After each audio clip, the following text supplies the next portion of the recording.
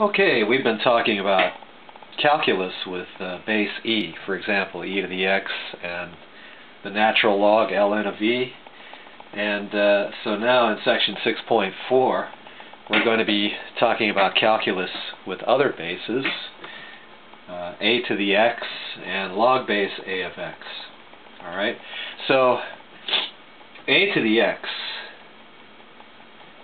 can be written like this in terms of e to the x ln a. Think about it. Put the power rule in effect here and take that x, put it on the a. So this is e to the ln a to the x. Well, e to the ln a to the x is just a to the x. Alright, so we can write a to the x in terms of e.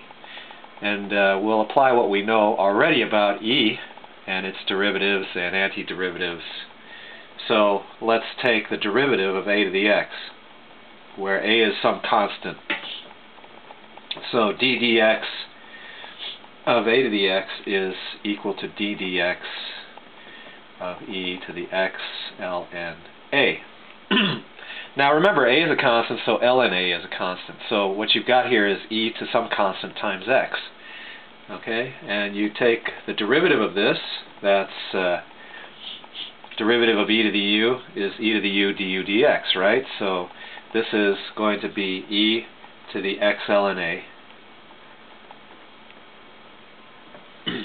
And the derivative of x ln a.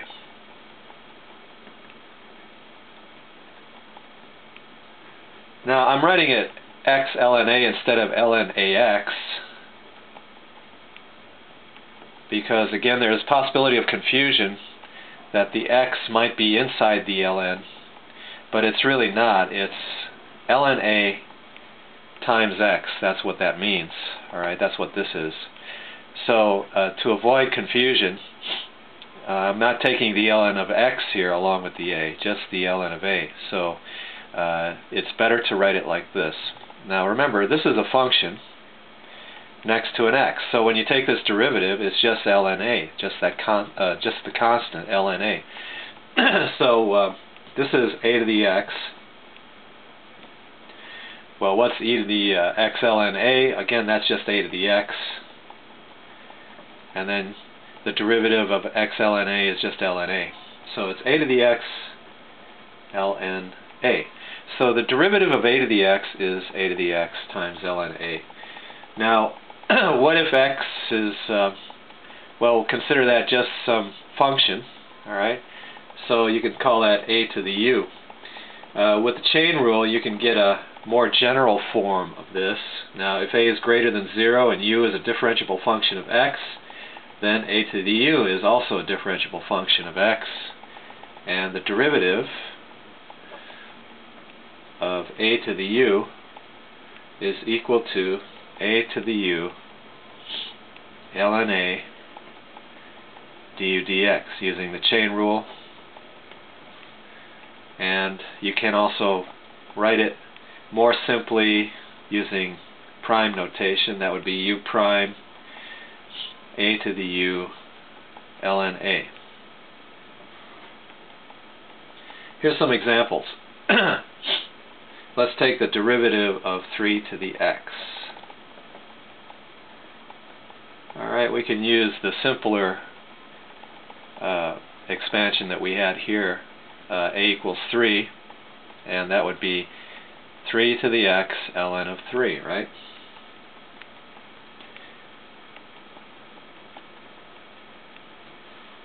Or you could say u equals x and use this more general form. So if u equals x, u prime is 1, and then you've got 3 to the x ln of 3. Alright, so it's the same thing. So the general form works with everything. Alright, so let's do something a little more complicated. Let's do d dx of 3 to the minus x. So u is equal to minus x here. So it's equal to u prime. Well, what's u? Negative x, so u prime is negative 1. A to the u, right? 3 to the minus x. ln of a or ln of 3. Or negative of ln 3 and then over 3 to the positive x. Alright? And then let's do one more here. The derivative with respect to x of 3 to the sine x. So that equals, well, u is sine x now, up here. So u prime a to the u ln a. So a is 3 and u is sine x. So what we have then is cosine x, that's u prime, times 3 to the sine x ln of 3. Alright? So to be sure that all of this is not inside the cosine along with that x, you could better write it this way. 3 to the sine x ln 3 cosine x. Alright? Okay. Now, let's talk about some other power functions here. The ability to raise positive numbers to arbitrary real powers makes it possible to define functions like x to the x power and x to the ln x power for x greater than 0. Now, generally speaking, x to the x is not equal to a to the x. So remember, a is just a single number. It's a real number. It's a constant. Alright, it doesn't change.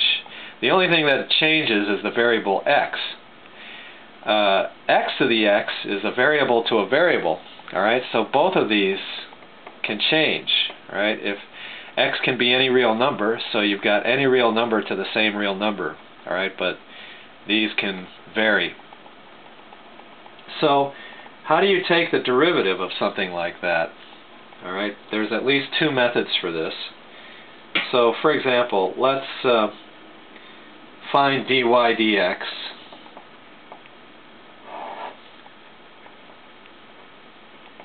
If y equals x to the x, and x is positive. So, y equals x to the x. By the way, this is method 1.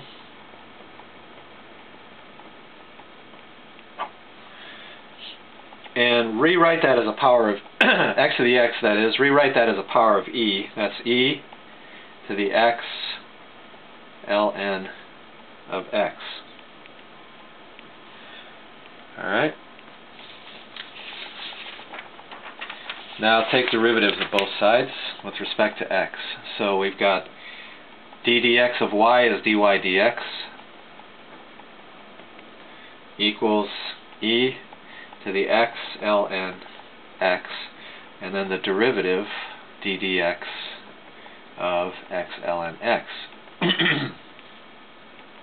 Now, this is not a constant times x. This is a variable. This is a function.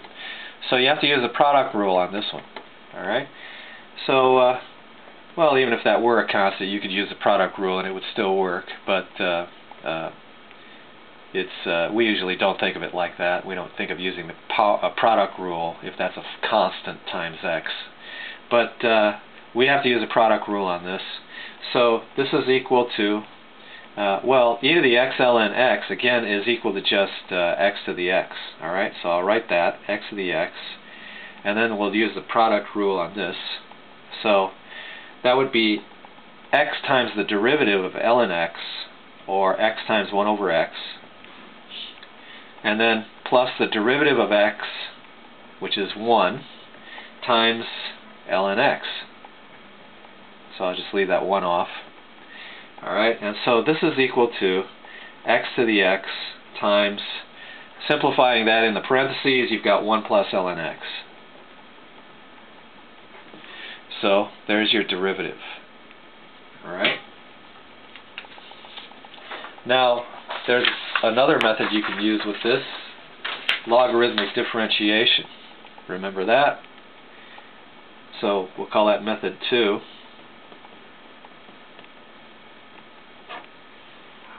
So we have y equals x to the x.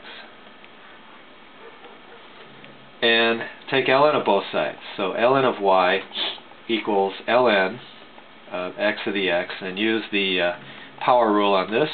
That equals x ln x. Alright, now take derivatives on both sides.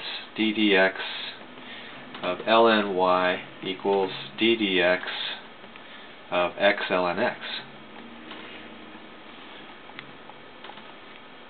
And d dx of ln y is 1 over y dy dx.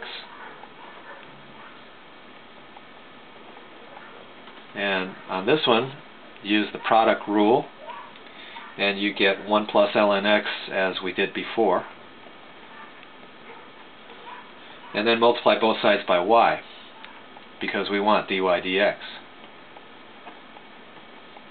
So that's y times the quantity 1 plus ln x, but y is equal to x to the x.